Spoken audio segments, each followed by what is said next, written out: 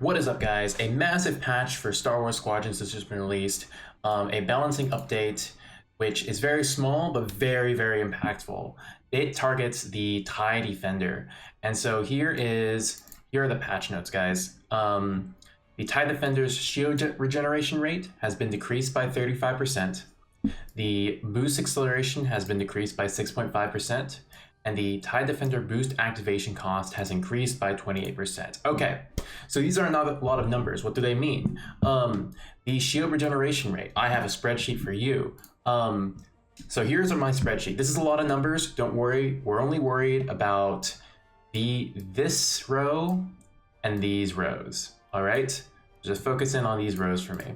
So seconds to fully overcharge, right? Here is the very last patch. 6 seconds for ray shields and deflector or dampener hull, about 8 seconds for fortified. This is to overcharge your shields from having full shields. So you've just gotten out of the hangar, you're charging your shields. Now it is 8 seconds for ray shields, standard shields, and 11 seconds to overcharge for fortified, deflector, dampener hull. What does this mean for the game? This means that when you are in-game doing all of this kind of stuff, I'll show you in the custom match.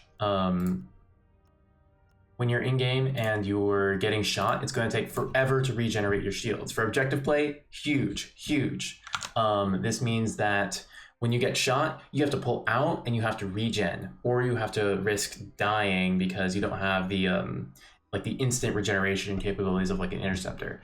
Of like an X-wing by comparison. So like for instance, so here is how much shields you regen per second with ray shields deflector. The old just in the last patch, not even the old patch, the original Defender had a massive regeneration rate, 5 seconds to fully recharge, and it would recharge 288 shields per second. Now it regenerated 240 shields per second after the last patch, which reduced Defender recharge rates by 20%, shield regeneration rates. Now it's 177 shields per second. The effective HP for ray shields that you regenerate per second, which this is the strongest shields you can get, guys, was 320 shields per second.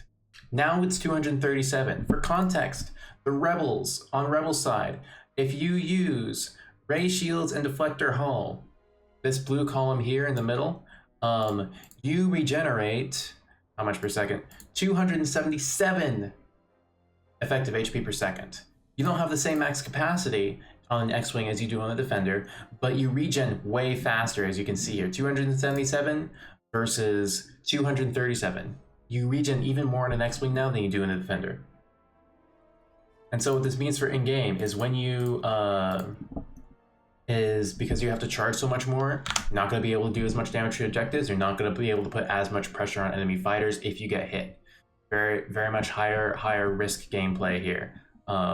If you want to get that reward of beaming down those fighters and stuff. Next change, let's dive into it. I'm going to save this one for last, the boost acceleration. The second one is the boost activation cost was increased by 20%, 28%. What does this mean? It means that every time you boost, you use more of your boost bar to start off with. So every ship has an initial boost cost before the B-Wing got nerfed and the TIE Defender got nerfed in the last patch of 5%, right? So in the 100% initial boost cost, 5% of max boost bar, and you could do 20 boosts per boost bar. I have all the math here written out, so you can do this math yourself if you want to. You can try it in game. The old original Defender and B-Wing are still available in practice mode for you to try, and you can confirm this for yourself. Works on every ship as well. The initial boost cost after the first patch went up to 125%. They increased it by 25%. And then it then took 6.25% of your max boost bar instead of 5%.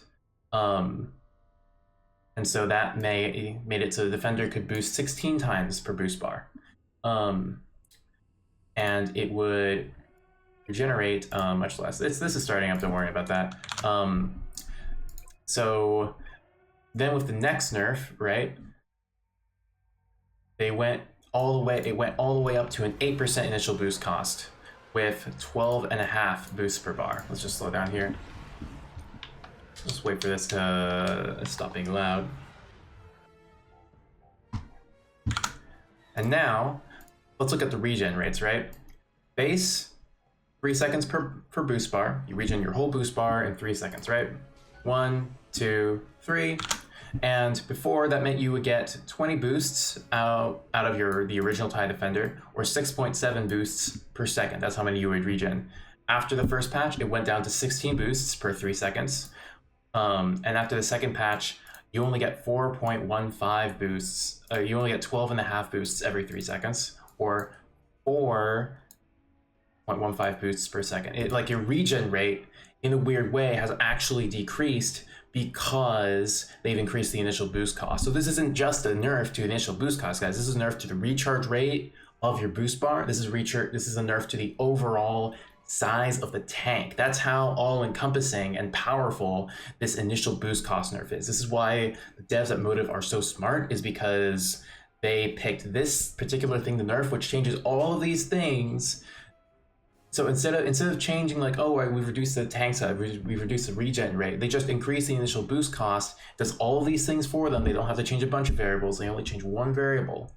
And the entire state of the Defender has completely shifted into a much more vulnerable, much more difficult to fly ship. And we can see here, 1, 2, 3, 4, 5, 6, 7, 8, 9, 10, 11, not even 12.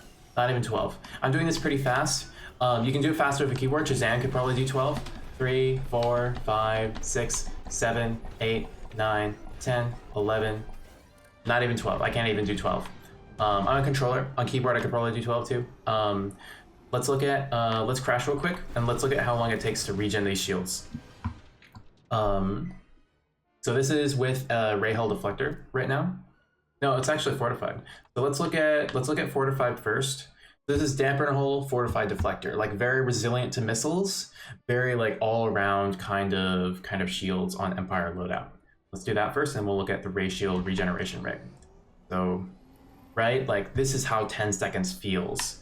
You have to fly, like even if you like recharging like boosts and you're flying across the map, you're so much more energy starved now. You have to spend so much more time recharging engines and recharging shields. Like if you want to orbit something and shoot with this, you have so much less energy than you used to have.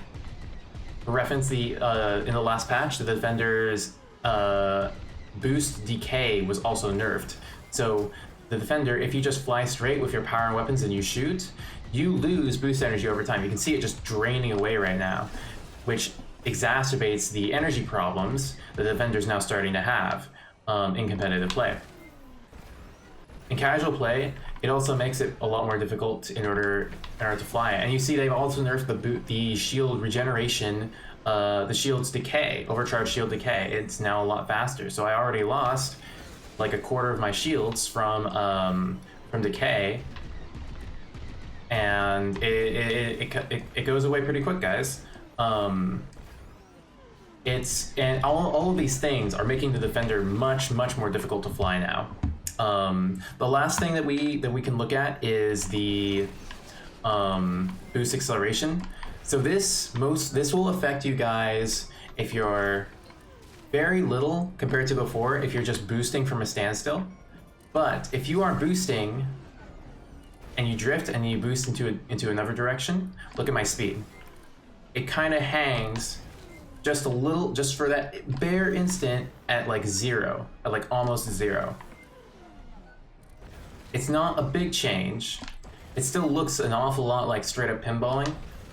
So I don't think this is gonna have a big effect, but it is just like, it makes you just slightly more vulnerable. I'm surprised they didn't pick a bigger number for the boost acceleration change though. It looks like you can still basically pinball pretty much the same. So this isn't the most impactful of changes if you know your boost techs. Links in the description for guides on how to do these kinds of techs that I'm doing. Boost gasping and so on. Defender guide as well, upcoming guys. But this is the general, but overall the energy, the state of Defender is, I think it's pretty balanced for competitive play now, and Empire might even be at a disadvantage now compared to the X-Wings. The X-Wings have so much energy regeneration and are so powerful right now that the Rebels might actually be at a competitive advantage.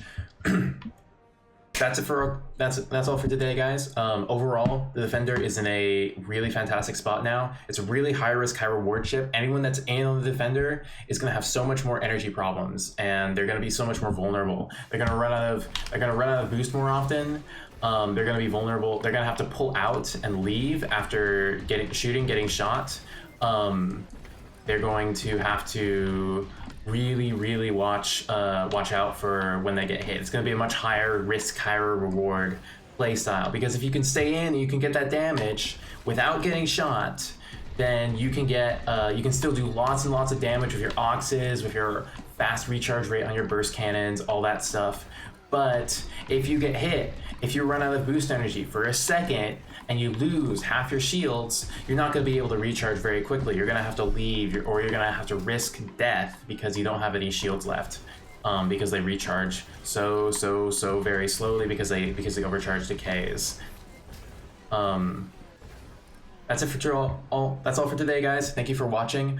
Check out my Twitch stream at twitch.tv/Fenkar. Check out my Squad Leader Scott Waka's stream or YouTube channel, links in the description. And check out my guides playlist if you want to learn how to fly like I do. Have a good one, guys. Smash that like and subscribe, and I will see you next time.